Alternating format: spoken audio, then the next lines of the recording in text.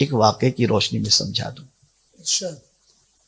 ایک صاحب ایک گلی سے گزر رہے تھے. ایک ماں اپنے 9 سال کے بچے کو مار رہی تھی اور مارتے مارتے کہہ رہی تھی نکل جا کم بخت میرے گھر سے، تیرے جیسے نافرمان بچے کی مجھے کوئی ضرورت. اتنا ماری اتنا ماری اتنا ماری اتنا ماری جس کی کوئی انتہا نہیں، تک کے مار کے نکال دیا. وہ ایک بزرگ جو تھے وہ اس منظر کو کھڑے رہ کر کے دیکھ رہے تھے کہ دیکھوں بچہ کا کیا کرتا ہے. تو 9 سال کا تھا، تھوڑا سا شعور بیدار ہو چکا تھا. اس نے مار برداشت کی لیکن تانا اس سے برداشت نہیں ہوا. اس نے سوچا چلو ٹھیک ہے اب گھر چھوڑ دیتا ہوں، ماں نکالی دی نا اب چلا جاتا ہوں.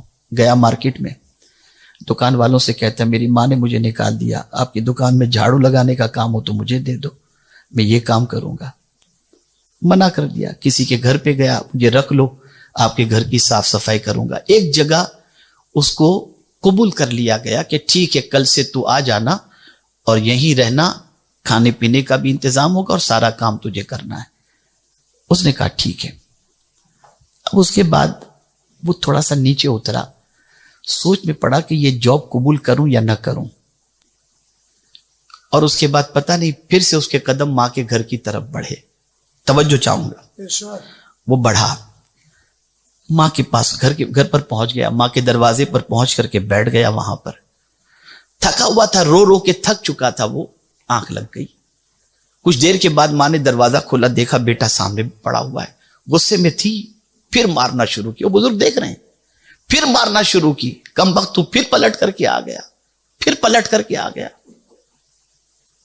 تجھے میں نے نکال دیا، تیری شکل دیکھنا نہیں چاہتی. اس نے کہا ماں تو نے جب نکالی نا تو میں نے من تو بنا لیا تھا کہیں جاب کر لوں گا اور مجھے جاب بھی مل گئی تھی. توجہ چاہوں گا، زندگی بھر یاد رکھنا. جاب تو مجھے مل گئی تھی، مجھے کھانا مل جاتا، پیسہ مل جاتا، سب کچھ مل جاتا، لیکن ماں کا پیار مجھے کون دیتا؟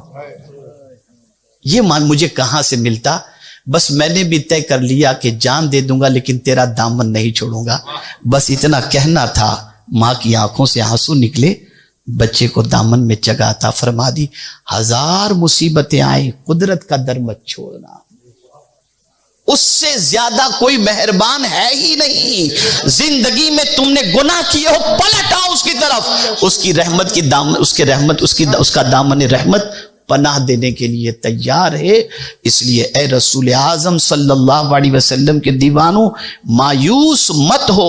1000 گناہ ہو چکے ہیں لیکن اس کی رحمت آج بھی ہمارا انتظار کر رہی ہے. اور جب بندہ پلٹ کر اس کی طرف آتا ہے تو اس کی رحمت اپنی آغوش کے اندر جگہ عطا فرما دیتی ہے.